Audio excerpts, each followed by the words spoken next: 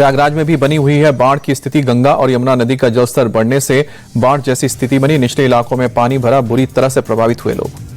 वाराणसी में भारी बारिश से गंगा नदी का जलस्तर बढ़ा। रिहायशी इलाके में बाढ़ जैसे हालात बने, लोगों की परेशानी बढ़ी। अयोध्या में भारी बारिश के चलते सरयू नदी में उफान, जलवानपुर में बाढ़ का पानी घुसा, लोगों की परेशानी बढ़ी। यूपी की राजधानी लखनऊ में लगातार तेज बारिश। प्रशासन ने सभी निजी और सरकारी स्कूल बंद करने के आदेश दिए। अखिलेश ने लखनऊ में भारी बारिश से हुए जलभराव का वीडियो पोस्ट किया। सरकार पर हमला बोला, लिखा बीजेपी सरकार की नई उपलब्धि, यूपी की राजधानी की सड़कें बनी नहर। कानपुर के कई हिस्सों में तेज बारिश, कई जगहों पर पानी भरा, ट्रैफिक की रफ्तार हुई धीमी। अंबाला शहर के कई हिस्सों में तेज बारिश, भारी बारिश से तापमान में आई गिरावट और सड़कों पर ट्रैफिक भी हुआ स्लो। देहरादून में भारी बारिश के चलते तमसा नदी में उफान, घाटों पर बने मंदिर पानी में डूबे। मौसम विभाग ने जारी कर रखा है ऑरेंज अलर्ट।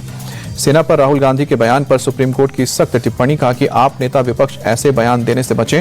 आपको कैसे पता कि चीन ने जमीन हड़पी, क्या कोई दस्तावेज है। सुप्रीम कोर्ट ने कहा कि सच्चे भारतीय होते तो ऐसा नहीं कहते, संसद में अपनी बात कहें, सोशल मीडिया पर नहीं। पहलगाम हमले पर संजय राउत का विवादित बयान, बोले कि पहलगाम में धर्म पूछकर नहीं मारा गया, सरकार ने सिर्फ अपना नैरेटिव सेट किया। संजय राउत बोले, पहलगाम अटैक पर बीजेपी ने प्रोपेगेंडा किया है, देश में गोदरा दोहराने की कोशिश थी।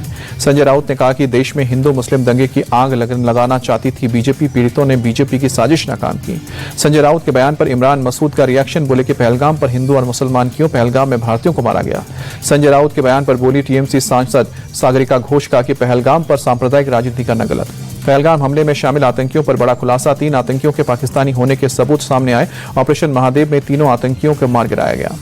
आतंकी सुलेमान शाह का ऑपरेशनल नेम था फैजल जट। A++ कैटेगरी का आतंकी सुलेमान हमले का मास्टरमाइंड था।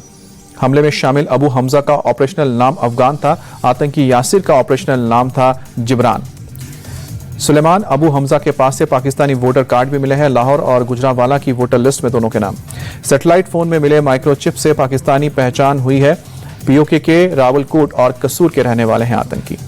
आतंकियों के पास से कराची में बनी चॉकलेट मिली है। आतंकी 21 अप्रैल को बैसरन घाटी के पास पहुंचे थे। फोन की जीपीएस से पहलगाम हमले में शामिल होने की पुष्टि हुई। कुलगाम में लगातार चौथे दिन भी सुरक्षा बलों का सर्च ऑपरेशन। मुठभेड़ में अब तक 3 आतंकी हो चुके हैं ढेर। राजधानी दिल्ली में लोकसभा के सांसद से चेन स्नैचिंग, मॉर्निंग वॉक के दौरान चोरों ने सांसद आर सुधा की गोल्ड चेन छीनी, पुलिस ने केस दर्ज किया।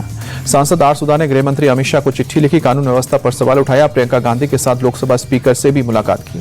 चुनाव आयोग ने आरजेडी नेता तेजस्वी यादव को जारी किया नोटिस, 2 वोटर आई कार्ड के संबंध में जवाब मांगा।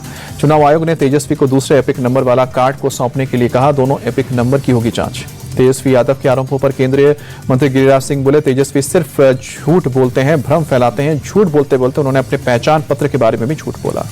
तेजस्वी वोटर आईडी विवाद पर आरजेडी का बयान, मनोज झा बोले, डिलीट नामों की लिस्ट में एपिक नंबर नहीं, चुनाव आयोग हमें झांसे में न रखें। तेजस्वी यादव को पप्पू यादव का समर्थन, बोले कि इलेक्शन कमीशन खुद ही संदिग्ध कमीशन है, नोटिस भेजकर क्या कर लेगा, चुनाव आयोग बीजेपी का प्रवक्ता बन गया है। राज ठाकरे से जुड़ी याचिका पर सुप्रीम कोर्ट ने सुनवाई से इनकार किया। याचिकाकर्ता को हाईकोर्ट जाने के लिए कहा। हेट स्पीच और हिंसा भड़काने का आरोप। राज्यसभा में झारखंड के पूर्व सीएम शिबू सोरेन को दी गई श्रद्धांजलि, सांसदों ने 2 मिनट का मौन रखा। झारखंड के पूर्व सीएम शिबू सोरेन का दिल्ली में निधन, 81 साल की उम्र में गंगाराम अस्पताल में अंतिम सांस ली।